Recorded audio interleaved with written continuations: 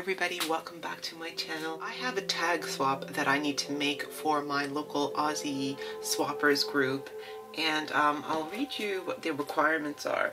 The requirements are you must paint, collage, or a mixture of both, has to be a tag, has to be autumn, focal point must be a face, must include the word autumn or a quote, and other than that it's your choice.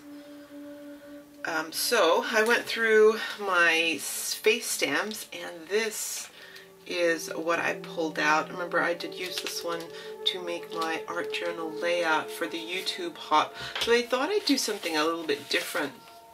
So I sat here trying to design one, and this was my prototype, so to speak. So I thought she turned out really beautiful. I used from the April Aunty Vera Scrap and Craft kit, I used a whole bunch of things. Number one, her hair is made of raffia. I don't know if you can tell here. It's absolutely gorgeous. I used the Stitched Leaves dye, and in fact, what I wanted to do was use it on her dress. So what I ended up doing was making my own stamps out of the dye, and this is the featured technique of this tutorial. So I stamped out the leaves to make up her dress, then I put the leaves onto her hair for a little hairpiece, and then I used the ephemera and a little bit of the branding strip there to put the word autumn or fall. And then I backed it up in some of the paper, the dots and stripe paper that came from the collection. So I think this worked out really well. This was my prototype, so I went ahead and wanted to make more just in case I wanted to pop it in to someone's birthday gift or something like that. So if you want to watch me make more of these, that's coming up next.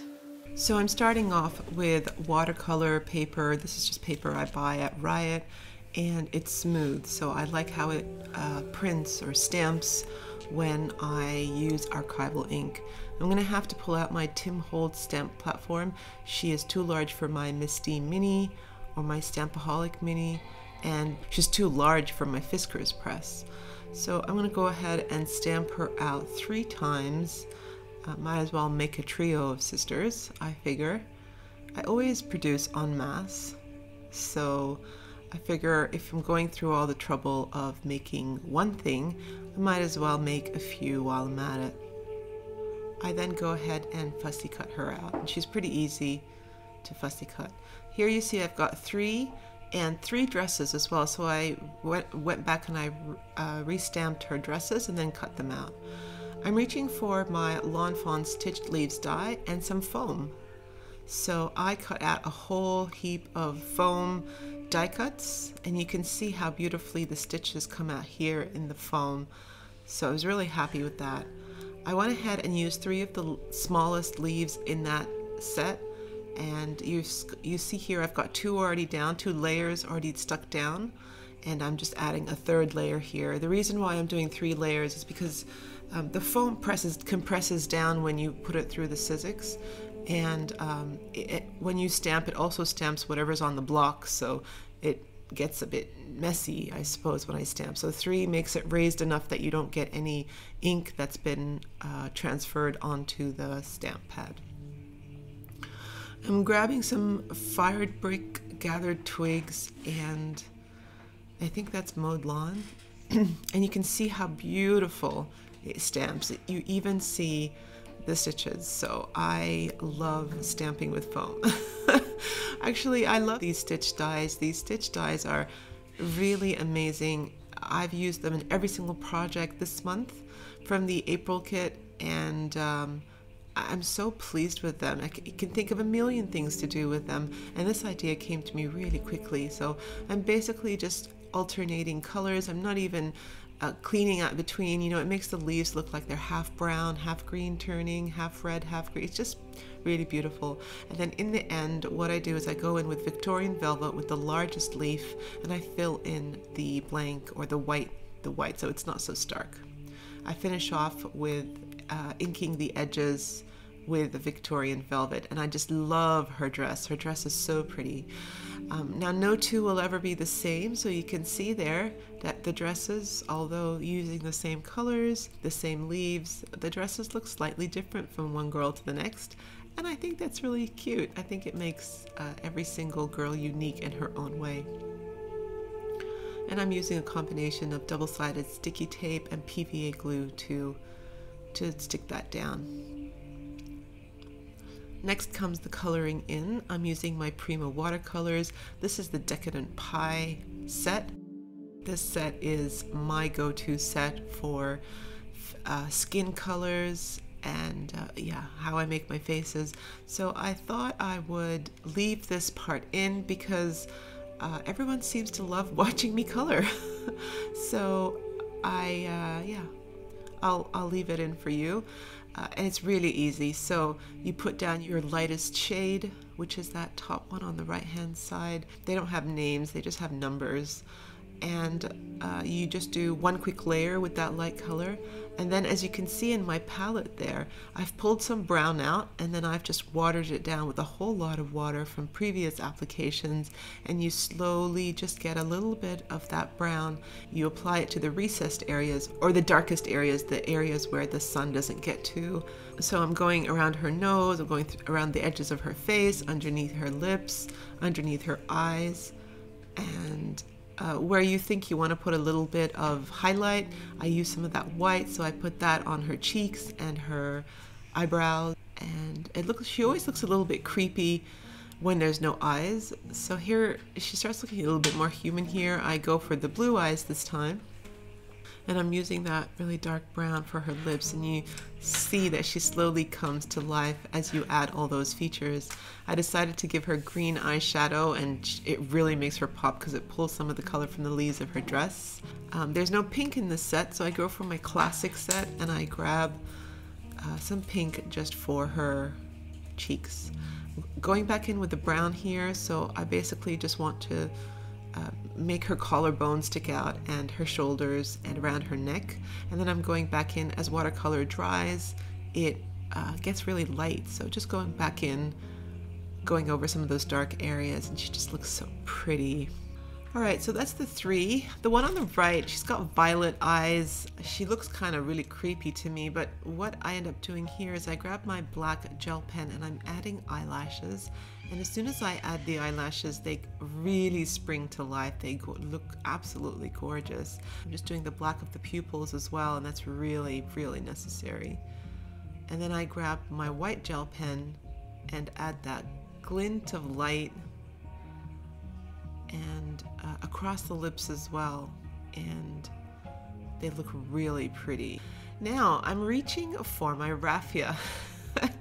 When I opened the unboxing and I found raffia in the April kit, to be honest, I totally freaked. I thought, raffia? How do I craft with raffia? Oh my gosh, this is gonna be so hard. But to tell you the truth, I found so many different uses for it, and I really appreciate the challenge. And I love crafting with raffia. I can honestly say that I have the confidence to use it. It's such an amazing texture. So what I thought was, wouldn't it be really pretty to have the raffia cascading down as her hair? So what I'm doing here is adding double-sided tape. And I'm going to show you how I apply it because it takes a little bit of getting used to. So you grab some raffia, and not the twisted kind, the flat kind. And I just added one layer down on the right hand side. So it looked like she had a strand of hair coming in front of her dress. And I clipped that down. I then put some double-sided tape and I flip over the hair so that it looks like her hair has been rolled in. So once again, I put it across and it looks like it's cascading down her shoulders. So I'm next working on hair to the left-hand side of her face. This is going to be the under hair. So I add a few strips and I clip them down. And I know it looks strange, but bear with me here. So I'm adding double-sided tape on top of that, and I'm gonna get a flat piece of raffia and I'm gonna join it on to cover the edges of those little strips So it looks like her hair is cascading down once again, but you would also be able to see the back of your hair through your neck, if you know what I mean.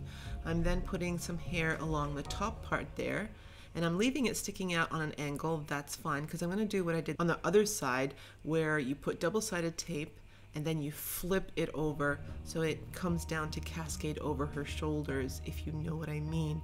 Here we go, and then I add the double-sided tape, and then I flip it in. Beautiful. Double-sided tape. And then I flip it in.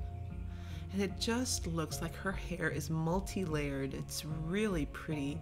All right, so I'm gonna give her a little bit of a trim on top, make it round, and clean up any edges that are sticking up.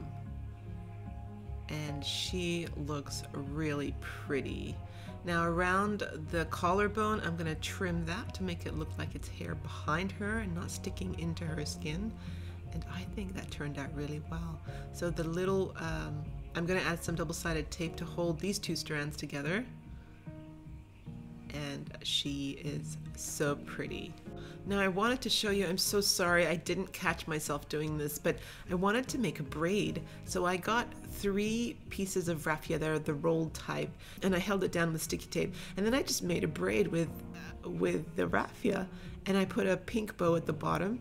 So I'm grabbing one of the other girls, and I am just gonna attach the braid to make it look like it's cascading down her shoulder. And this is just the cutest thing. I'm just so proud of her. She's really pretty. So I'm gonna mold the top part of the braid and just attach it to her head and make it look like it really belongs there and that it doesn't look odd. I'm just holding it down with PVA glue. I'm gonna grab that bulldog clip on the right hand side there, and I'm gonna hold it till the glue dries, and then I will trim off that top part, and then this pretty girl has a pretty plait. So here they all are, 3 girls, and one of them has a plait. I'm going through the Carta Bella Ephemera kit that comes in the April kit from Aunty Vera. Slim pickings now because this is the last project, but look at this. My rub-ons are pretty much full, so I've got to use them. So this is my challenge, to use rub-ons. Now I've told you before that I am not the best rub-on person. I always seem to destroy them, but I'm gonna give it a go anyway. So I grabbed the fox and I put him right on top of her dress, and luckily I don't mess him up, so he looks really fantastic. I'm just going through now and finding some sentiments and attaching them to each of the dresses. I go for this tree one and I add the sentiment, I love fall. The fox gets grateful heart, and autumn is just a sentiment on that one girl, and I do end up putting a leaf on her dress as well. Now I have leaves left over from my previous project, and I thought every girl needs a leaf in her hair, right? So I don't find colors that match, so I make my own. So these are gold ones, so I grabbed Wilted Violet for the girl with violet hair. I grabbed Salty Ocean for the girl with blue hair, and the girl with brown hair gets the brown and gold leaf, and everything matches their eyes, and it just brings out their eyes. It's just so pretty. I really love, each girl has her own unique prettiness around her.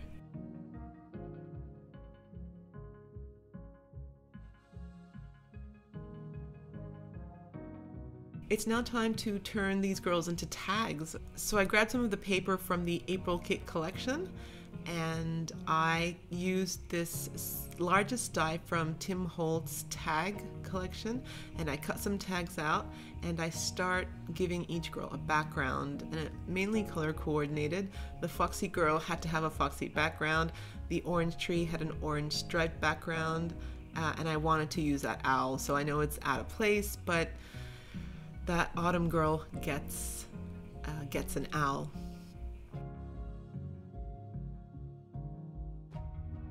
I then back them up with black cardstock, I poke a hole, and I add raffia to the top of the tag.